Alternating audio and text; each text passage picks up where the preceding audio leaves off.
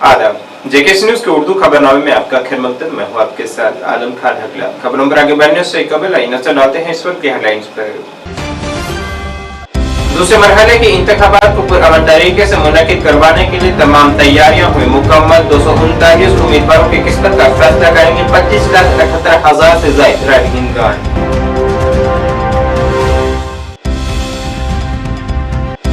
तीसरे मरहले के लिए बीजेपी ने अपनी इंतखाबी मुहिम का किया आगाज। वज़ीर-ए-आज़म 28 सितंबर को जम्मू के एमए स्टेडियम में संकल्प रैली से करेंगे खिताब।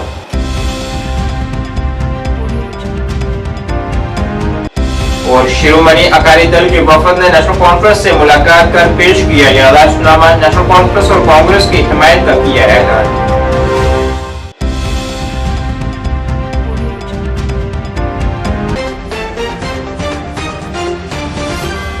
अब खबरें तफसील से। जम्मू कश्मीर दूसरे मरहले के इंतखाबात के लिए पूरी तरह से तैयार है। यहाँ 25,78,000 से ज्यादा रायदहिंदगान 239 उम्मीदवारों की किस्मत का फैसला करेंगे। इस मरहले में 6 जिलों की 26 असेंबली हलकों में कल सुबह 7 बजे से शाम 6 बजे तक वोट डाले जाएंगे। भारतीय आला इंतखाबी कमीशन ने इंतखाबात को अहसन तरीके से मुनक्किद करवाने के मकसद से 3,502 पोलिंग स्टेशन कायम किए हैं। इस मरहले में साबका वज़ीर आला उमर अब्दुल्ला के साबका काबीना वज़रा और साबका कानून साज असेंबली अपने किस्मत आजमा रहे हैं।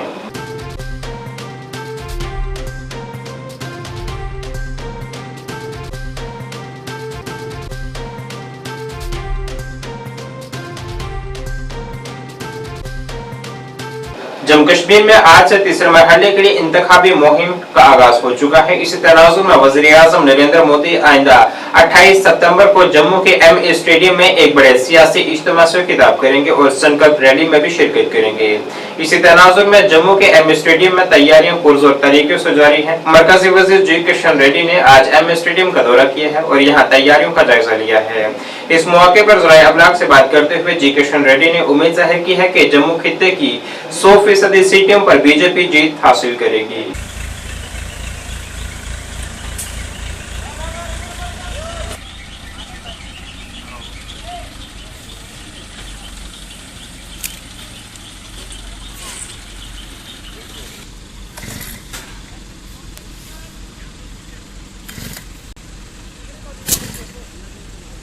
सुल्तान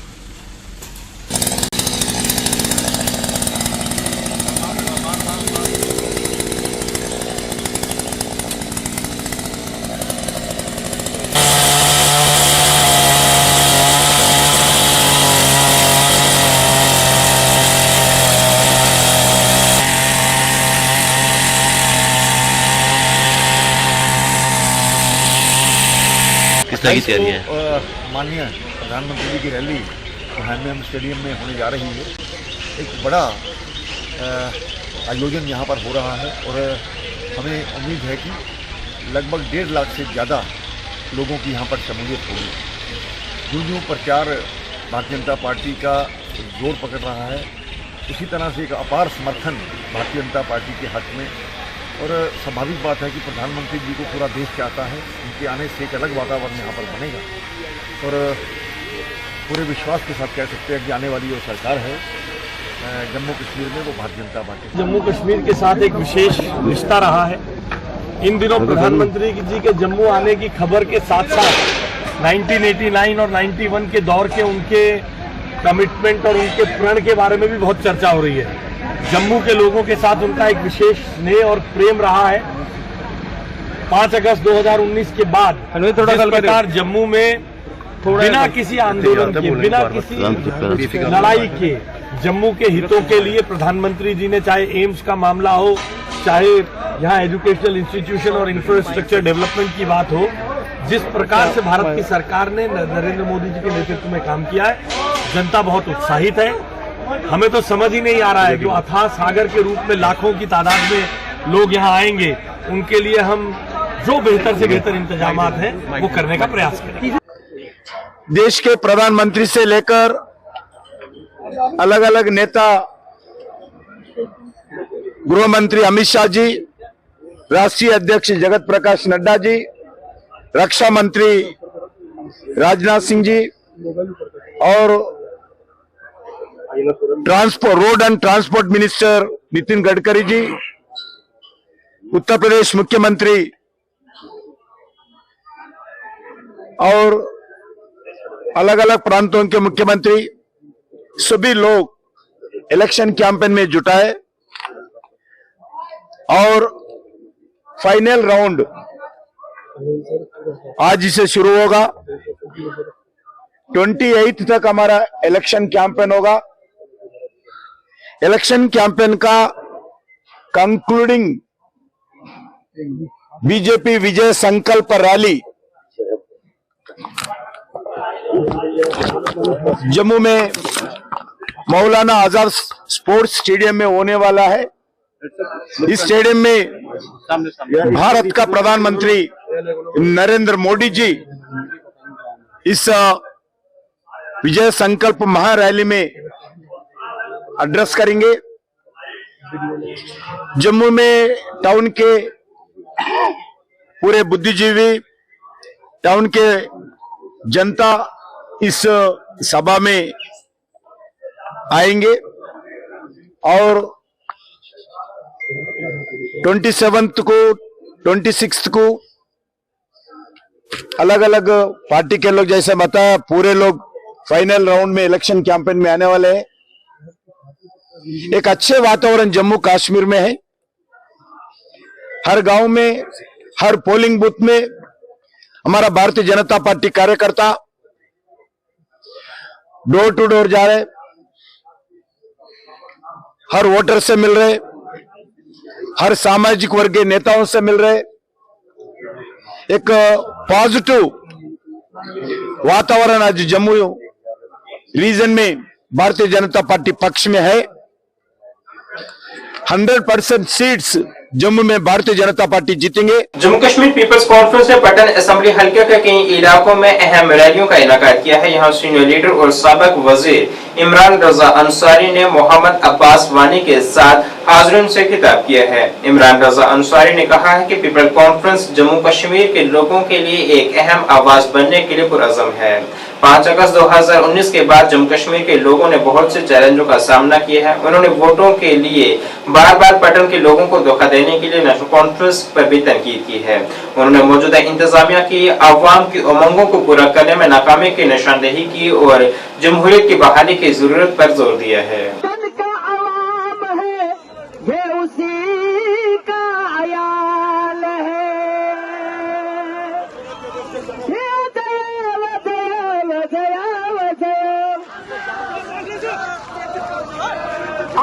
दरदिल रजा इमरान।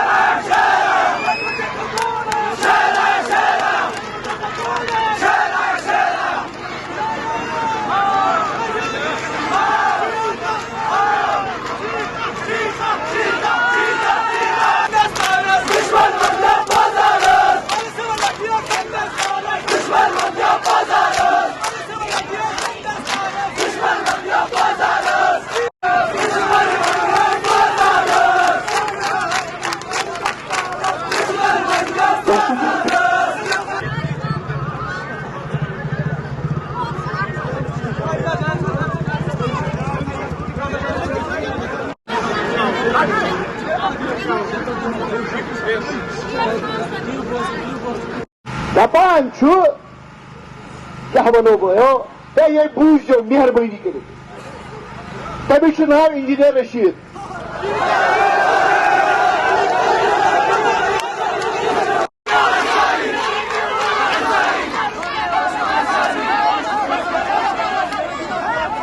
शुक्रिया सदा शुक्रिया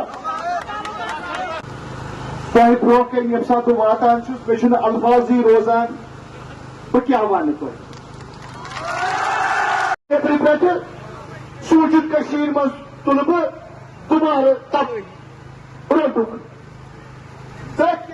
कि 2023 में जो मेंबर पार्लियामेंट थे बारामूला के वो थे मोहम्मद अकबर लोन साहब जो ताल्लुक़ रखते हैं नेशनल कॉन्फ्रेंस से।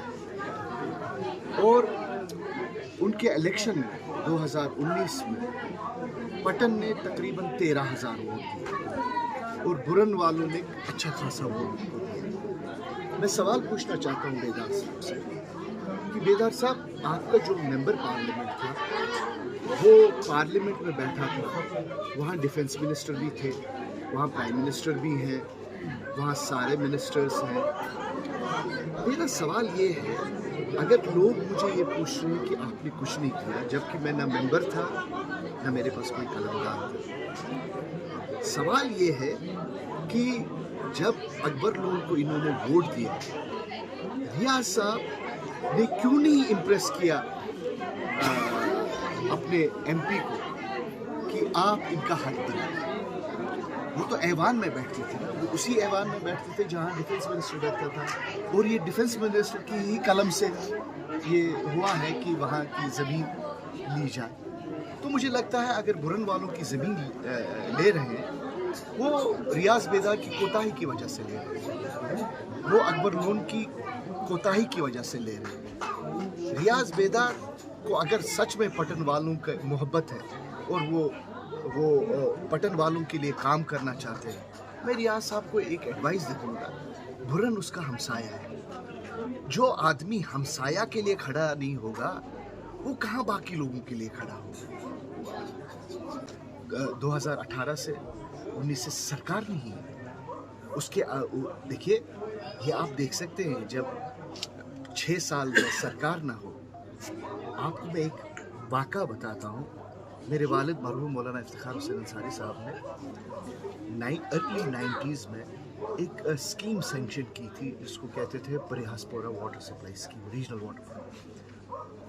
उससे कम से कम 60-70 गाँव को पानी मिलता, लेकिन गवर्नमेंट इतना जिद है इनको इस इलाके से, उस पर कोई मूवमेंट नहीं हुई। हमने मुफ्त ज़मीन दिया इनको, कहा ये मुफ्त ज़मीन है, कुछ कीजिए। मैं 4-5 बार लेफ्टिनेंट गवर्नर से मिला, मैं दिल्ली में वाटर रिसोर्स मिनिस्टर से मिला, तब जाके अब काम शुरू हो रहा है। इंशाल्लाह मुझे लग रहा है कि अगले 5-6 महीने में पानी आ जाए। सर, पटन पे मैं आपको एक बात बताऊँ, ये पटन वालों कुछ लोग हैं जिनकी वहाँ दुकानें हैं। ये अगर इशू उठाया तो उन दुकानदारों ने उठाया, 5-6 दवाई वाले हैं और कुछ रेस्टोरेंट वगैरह हैं, क्योंकि दूर दूर से जब लोग वहाँ आते थे इलाज के लिए तो इनका कारोबार चलता था। लेकिन एक वक्त हमने देखा कि ये जो हॉस्पिटल है बहुत खस्ता हाल है, SDH पटन बहुत खस्ता हाल है। तो उस वक्त मैं मिनिस्टर था, मेरे से वादा किया हेल्थ मिनिस्टर ने उस टाइम के, कहा कि आप इसको रिसाइट कर लीजिए। फ़िलहाल 4 करोड़ रुपए उन्होंने सैंक्शन किए थे, कहा कि हम ये फ़िलहाल इसको ट्रॉमा में ले जाएंगे।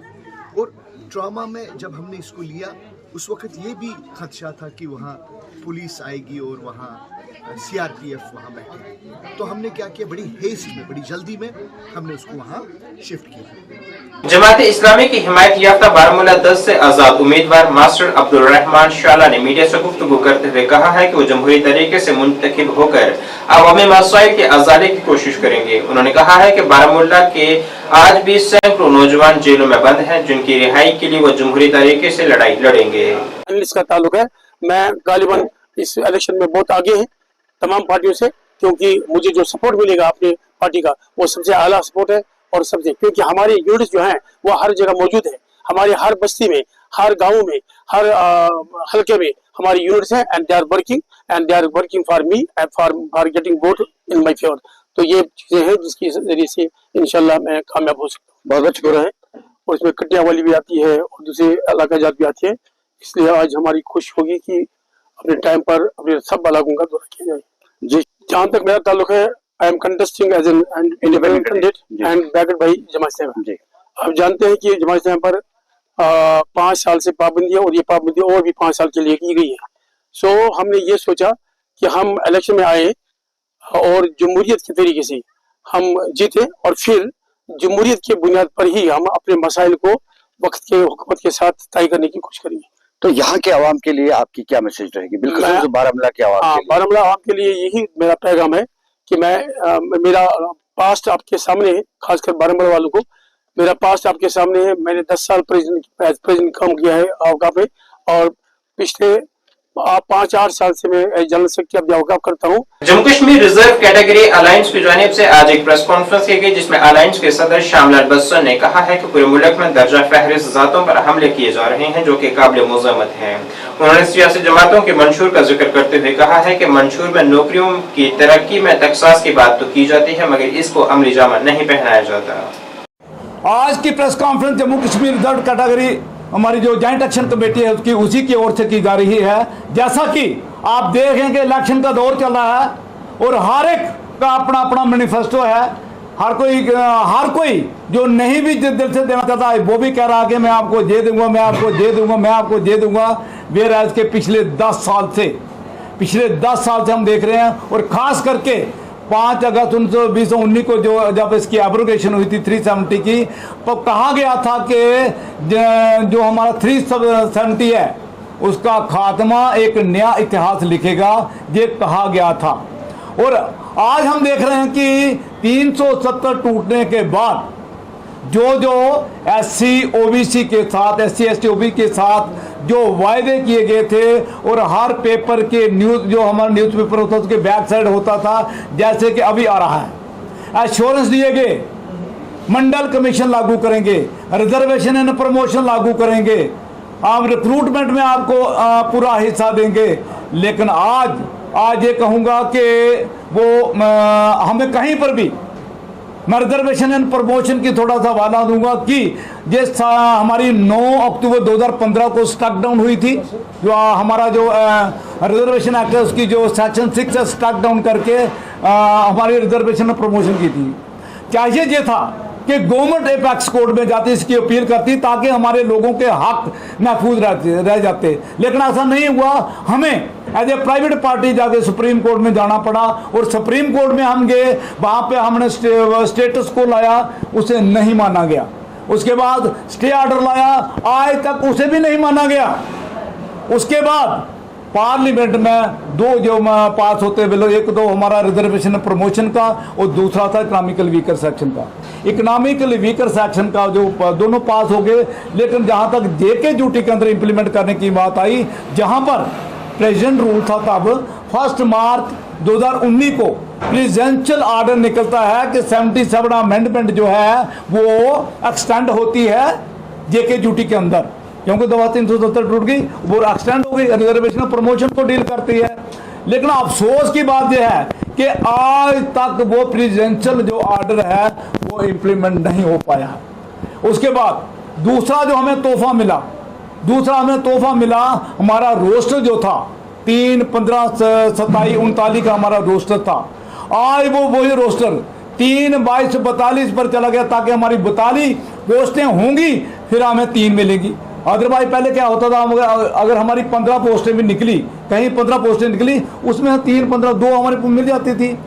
27 अगर 27 निकलती हमें 3 मिल जाती थी। उसे भी हमें महरूम रखने के लिए एक बहुत बड़ी साजिश रची गई, और जो नया जो उसका रोस्टर पॉइंट जो उसका ऑर्डर निकाला गया। शिरोमणि अकाली दल के एक वफद ने आज नेशनल कॉन्फ्रेंस के सूबाई सदर रतन लाल गुप्ता से मुलाकात की है। यहाँ उन्होंने उन्हें याददाश्तनामा भी पेश किया है, जिसमें उन्होंने कुछ मसाइल को उजागर किया है। इस मौके पर रतन लाल गुप्ता का कहना था कि जिन मसाइल को इस वफद ने उजागर किया है, उन तमाम को नेशनल कॉन्फ्रेंस ने पहले ही अपने मंशूर में दर्ज कर लिया है। इस दौरान तंजीम ने नेशनल कॉन्फ्रेंस और कांग्रेस इत्तेहाद को अपनी हिमायत देने का भी ऐलान किया है।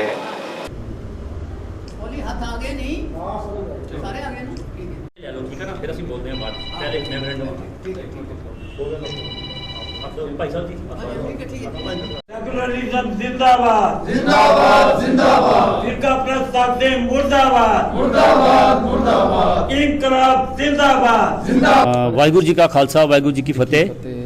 ਅਸੀਂ ਸ਼੍ਰੋਮਣੀ ਅਕਾਲੀ ਦਲ ਅੰਮ੍ਰਿਤਸਰ, ਇੰਟਰਨੈਸ਼ਨਲ ਸਿੱਖ ਫੈਡਰੇਸ਼ਨ, ਜੇਕੇ ਸਿੱਖ ਕੌਂਸਲ, ਸਾਡੀਆਂ ਸਿੱਖ ਨੌਜਵਾਨ ਸਭਾਵਾਂ ਅਤੇ ਸਿੱਖ ਸਟੂਡੈਂਟ ਫੈਡਰੇਸ਼ਨ, ਇੰਟਰਨੈਸ਼ਨਲ ਸਿੱਖ ਫੈਡਰੇਸ਼ਨ, ਇਹ ਜਿਤਨੇ ਵੀ ਇਹਨਾਂ ਸਿੱਖ ਆਰਗੇਨਾਈਜੇਸ਼ਨ ਦੇ ਸੀਨੀਅਰ ਆਗੂ ਨੇ, ਇਹ ਸਾਰੇ ਹੀ ਅੱਜ ਸ਼੍ਰੋਮਣੀ ਅਕਾਲੀ ਦਲ ਅੰਮ੍ਰਿਤਸਰ ਦੀ ਕਿਆਦਤ ਵਿੱਚ ਅਸੀਂ ਇੱਥੇ ਇਕੱਤਰ ਹੋਏ ਹਾਂ। ਔਰ ਅਸੀਂ 17 17 ਸੈਪਟੈਂਬਰ ਨੂੰ ਜੋ ਅਸੀਂ ਪ੍ਰੈਸ ਕਾਨਫਰੰਸ ਕਰਕੇ ਆਲਰੇਡੀ ਸਾਡੀਆਂ ਸਿੱਖ ਸੰਸਥਾਵਾਂ ਨੇ ਜੋ ਕੋਲੀਸ਼ਨ ਹੈ ਇੱਥੇ ਖਾਸ ਕਰ ਹੈਡਡ ਬਾਈ ਡਾਕਟਰ ਫਾਰੂਕ ਅਬਦੁੱਲਾ ਜੀ ਨੈਸ਼ਨਲ ਕਾਨਫਰੰਸ ਜੋ ਇੱਥੇ ਕੋਲੀਸ਼ਨ ਇਲੈਕਸ਼ਨ ਫਾਈਟ ਕਰ ਰਹੇ ਨੇ ਅਸੈਂਬਲੀ ਦੀ, ਉਹਨਾਂ ਦੇ ਵਿੱਚ ਅਸੀਂ ਆਲਰੇਡੀ ਉਹਨਾਂ ਦੀ ਹਮਾਇਤ ਕਰ ਦਿੱਤੀ ਸੀ। ਔਰ ਅਸੀਂ ਕਿਉਂ ਕੀਤੀ ਸੀ ਉਹ ਅਸੀਂ ਉਸ ਦਿਨ ਦੱਸਿਆ ਸੀ ਕਿ ਜੇ ਡਿਫਰੈਂਟ ਪੋਲੀਟੀਕਲ ਪਾਰਟੀ ਦੇ ਜੋ ਮੈਨੀਫੈਸਟੋਜ਼ ਆਏ ਸਨ ਔਰ ਉਹਦੇ ਵਿੱਚ ਖਾਸ ਕਰ ਜਿਸ ਤਰ੍ਹਾਂ ਨੈਸ਼ਨਲ ਕਾਨਫਰੰਸ ਨੇ ਪਰਟੀਕੂਲਰਲੀ ਸਿੱਖ ਕੌਮ ਦੇ ਵਾਸਤੇ ਇੱਕ ਮੈਂਸ਼ਨ ਕਰਕੇ ਕਾਲਮ ਸਾਡੀਆਂ ਜਿਹੜੀਆਂ ਬਰਨਿੰਗ ਇਸ਼ੂਜ਼ ਸਾਡੇ ਬਰਨਿੰਗ ਡਿਮਾਂਡਸ ਉਹਨਾਂ ਪ੍ਰਤੀ ਉਹਨਾਂ ਨੇ ਉਹ ਮੈਂਸ਼ਨ ਕੀਤਾ ਸੀ, ਜਦ ਕਿ ਬਾਕੀ ਬੀਜੇਪੀ ਨੇ ਆਪਣੇ ਇਲੈਕਸ਼ਨ ਮੈਨੀਫੈਸਟੋ ਦੇ ਵਿੱਚ ਸਾਡੇ ਕਰਕੇ ਇੱਕ ਲਫ਼ਜ਼ ਵੀ ਨਹੀਂ ਲਿਖਿਆ ਸਿੱਖ ਕੌਮ ਦੇ ਕਰਕੇ ਸਾਡੀਆਂ ਜਿਹੜੀਆਂ ਮੁਸ਼ਕਲਾਂ ਨੇ ਸਾਡੀਆਂ ਜਿਹੜੀਆਂ ਮੰਗਾਂ ਨੇ ਉਹਦੇ ਕਰਕੇ ਕੁਝ ਮੈਂਸ਼ਨ ਨਹੀਂ ਕੀਤਾ। ਔਰ ਉਸੇ ਕਰਕੇ ਅਸੀਂ ਇਹਨਾਂ ਦੀ ਸਪੋਰਟ ਕੀਤੀ ਸੀ। ਔਰ ਅੱਜ ਅਸੀਂ ਸਾਡੀ ਸਮੁੱਚੀ ਸੀਨੀਅਰ ਲੀਡਰਸ਼ਿਪ ਅਸੀਂ ਜੋ ਸਿੱਖ ਡਿਮਾਂਡਸ ਦਾ ਇੱਕ ਮੈਨੀਫੈਸਟੋ ਹੈ ਕਿ ਕਮ ਸੇ ਕਮ ਸਾਡੇ ਜੋ ਅਲਾਇੰਸ ਪਾਰਟਨਰਸ ਇਹਨਾਂ ਨੂੰ ਪਤਾ ਹੋਣਾ ਚਾਹੀਦਾ ਵੀ ਸਿੱਖਾਂ ਦੀਆਂ ਡਿਮਾਂਡਸ ਕੀ ਨੇ। ਔਰ ਦੂਸਰਾ ਅਸੀਂ ਜੋ ਸਾਡਾ ਲੈਟਰ ਆਫ ਸਪੋਰਟ ਸੀ ਉਹ ਅਸੀਂ ਇੱਥੋਂ ਦੇ ਜੋ ਸਾਡੇ ਪ੍ਰੋਵਿੰਸ਼ੀਅਲ ਪ੍ਰੈਜ਼ੀਡੈਂਟ ਨੇ ਨੈਸ਼ਨਲ ਕਾਨਫਰੰਸ ਦੇ ਸ਼੍ਰੀ ਰਤਨ ਲਾਲ ਗੁਪਤਾ ਜੀ, ਇਹ ਅਸੀਂ ਉਹਨਾਂ ਨੂੰ ਸਬਮਿਟ ਕਰ ਰਹੇ ਹਾਂ। ਅੱਗੇ ਉਹ ਡਾਕਟਰ ਫਾਰੂਕ ਅਬਦੁੱਲਾ ਜੀ ਨੂੰ ਦੇਣਗੇ ਜਿਹੜੇ ਕਿ ਕੋਲੀਸ਼ਨ ਦੇ ਇਸ ਵਕਤ ਚੇਅਰਮੈਨ ਨੇ। ਔਰ ਅਸੀਂ ਦੁਬਾਰਾ ਇਹ ਜੰਮੂ ਕਸ਼ਮੀਰ ਦੀ ਆਵਾਮ ਨੂੰ ਔਰ ਖਾਸ ਕਰ ਸਿੱਖ ਕੌਮ ਨੂੰ ਔਰ ਸਾਰਿਆਂ ਨੂੰ ਅਸੀਂ ਅਪੀਲ ਕਰਦੇ ਹਾਂ ਕਿ ਵੱਧ ਚੜ ਕੇ ਜਿਹੜੀ ਇਹ 2 ਰਹਿ ਗਏ ਨੇ 25 ਔਰ 1 ਅਕਤੂਬਰ ਦਾ ਜਿਹੜਾ ਫੇਜ਼ ਰਹਿ ਗਿਆ ਇਸ ਦੇ ਵਿੱਚ ਅਸੀਂ ਸਾਰੇ ਮਿਲ ਜੁਲ ਕੇ ਇਸ ਕੋਲੀਸ਼ਨ ਪਾਰਟਨਰ ਨੂੰ ਅਸੀਂ ਸਪੋਰਟ ਕਰੀਏ। ਔਰ ਖਾਸ ਕਰ ਸਾਡੇ ਨਾਲ ਜਿਤਨੇ ਵੀ ਵਿਤਕਰੇ ਹੋਏ ਨੇ 5 ਅਗਸਤ 2019 ਤੋਂ ਬਾਅਦ ਇੱਥੇ ਜੋ ਸਟੇਟ ਦਾ ਸਟੇਟਸ ਖਤਮ ਕੀਤਾ ਗਿਆ, ਸਾਡਾ ਸਪੈਸ਼ਲ ਸਟੇਟਸ ਖਤਮ ਕੀਤਾ ਗਿਆ। डॉक्टर फारूक साहब की तरफों जनाब उमर साहब की तरफों तमाम सिख ऑर्गेनाइजेशन जी जम्मू कश्मीर के अंदर और खासकर शिरोमणी अकाली दल अमृतसर उन्होंने सरपरस्ती तमाम साढ़े जोड़े सिख लीडर जम्मू कश्मीर के वो इतने तशरीफ लाए और ये जो मैमोरेंडम इन्होंने सानू दिता ये जनाब उमर साहब और डॉक्टर फारूक साहब नू इन्होंने देना सी उन्होंने बिहाफ से मैं रिसीव करे करना। इन्हों की जी पहले भी डिमांड सन और ये भी ज़्यादा सारों को ज़्यादा जी डिमांड न वही डिमांड जड़ियाँ साढ़े मैनीफेस्टो ऑलरेडी असी पाई दी क्योंकि मैनीफेस्टो की जिसले मीटिंग हुई मैं भी वह मैंबर था तो साढ़े सरदार शमी ओबराय जी जोड़े वो भी वो मैंबर सन उन्होंने भी सिख संगत दियाँ जड़ियाँ जम्मू कश्मीर के अंदर डिमांड सन वो रखियाँ और असी पुंछ भी डॉक्टर साहब के नाल मैं गया सी उत्थे भी जिन्नी भी सिख संगत सी उन्होंने भी सामने कुछ डिमांड रखिया सन। मैक्सीमम डिमांड जड़ियाँ जिस तरह इन्होंने कहा साड़ी रिफ्यूजी बस्तियां असी उन्होंने रिफ्यूजी बस्तियां रैगूलाइज करांगे उत्थे डिवेलपमेंट करवाएंगे। अज 1947 के बाद उन्होंने इलाके तुसीं अगर जाओगे तो कोई डिवेलपमेंट नहीं होगी असी उत्थे रैगूलाइजेशन करवाएंगे। इन्होंने बच्चों वास्ते खासकर गुरमुखी जी है स्कूलों नहीं पढ़ाई जा रही थी असी वो टीचर्स का इंतजाम करके वो भी असी फैसला लिया कि हर स्कूल के गुरमुखी जी है पंजाबी लैंग्वेज जी पढ़ाई जाएगी और पंजाबी लैंग्वेज नू भी असी एक दर्जा देंगे जोड़ा जम्मू कश्मीर के अंदर तीसरी लैंग्वेज बाकी लैंग्वेज की तरह ये भी फ्लोरिश करेगी। इसके अलावा भी ਜਿਹੜੀਆਂ भी इतने डिमांड्स होंगियां सिख संगत दियाँ असी तुहानूं वायदा दिंदे हां।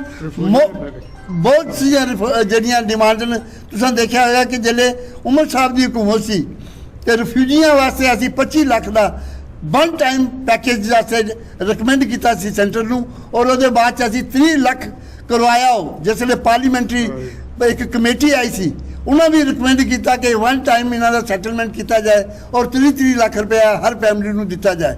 लेकिन बदकिस्मती है कि 5 लाख रुपया दे के वो बाद सरकार सेंटर सरकार जी चुप हो गई है। साड़ी सरकार आएगी असी जरूर कोशिश करांगे कि जो 30 लाख रुपया पार्लीमेंटरी जी कमेटी आई सी उन्हें रिकमेंड किया वन टाइम सैटलमेंट असी हर फैमिली को दवाने की कोशिश करांगे या और जिन्नी डिवेलपमेंट है इन्होंने बस्तियों की जी हालत हुई इन्होंने बच्चों के नाल जी भी राइट्स हक हकूक होंगे सिख संगत की जम्मू कश्मीर के अंदर नैशनल कॉन्फ्रेंस पूरा करने की कोशिश करेगी। मैं इन्हों दी जड़ियाँ अज ऑर्गेनाइजेशन के आगू जोड़े नेतागण वो इतने तशरीफ लाए मैं उन्होंने भी मुबारकबाद पेश कराँगा और शुक्रिया अदा कराँगा कि अज इस इलैक्शन जी कि इलैक्शन जी है पिछले 10 वरियां तुहाडे जम्मू कश्मीर के अंदर साढ़े लोगों नाल की होया जिहदे सारे सिख हिंदू मुस्लिम सारे जिले हैं। जिला बारामूला के सोपुर चक रेडी खान इलाके में पानी की अदम दस्तियाबी के मामले पर आज वहां के मकामी लोगों की जानिब से एक एहतजाज किया गया है जिसमें उनका कहना था कि यहां जल शक्ति महकमा पानी सप्लाई फराहम करने में बुरी तरह से नाकाम साबित हो चुका है। उनका कहना था कि वो कई बार महकमे तक रजू हासिल कर चुके हैं, लेकिन यहाँ उनके मसाइल को हल करने की जानिब कोई गौर नहीं किया जा रहा। अब उन्होंने आला हुकाम से अपील की है कि वो जानिब तवज्जो मरकूज करें ताकि यहाँ अवाम को पानी की बिला रुकावट सप्लाई मुयस्सर हो सके।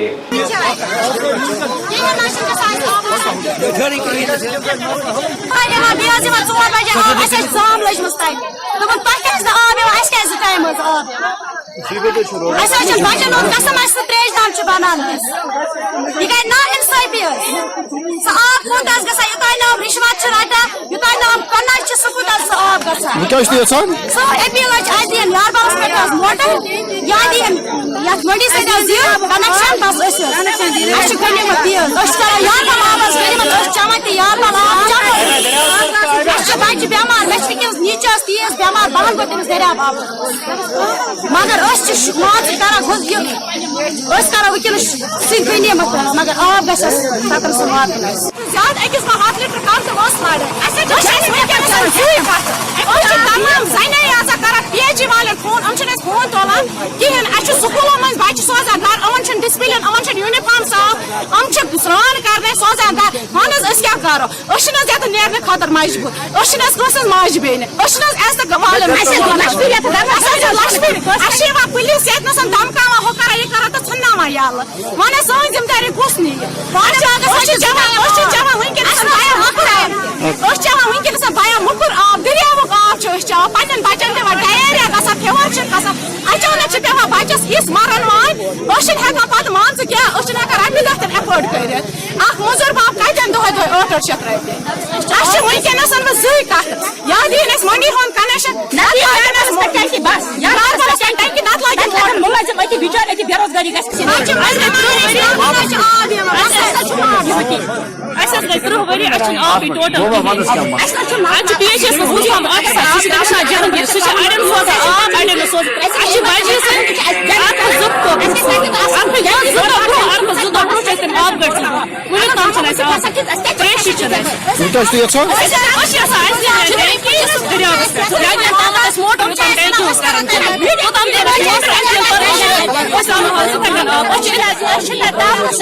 फिर यहाँ पीएचई वाले आए थे, उन्होंने बोला था कि आपका जो है 15-20 दिन में आपका मसला हल हो जाएगा या 1 महीने में।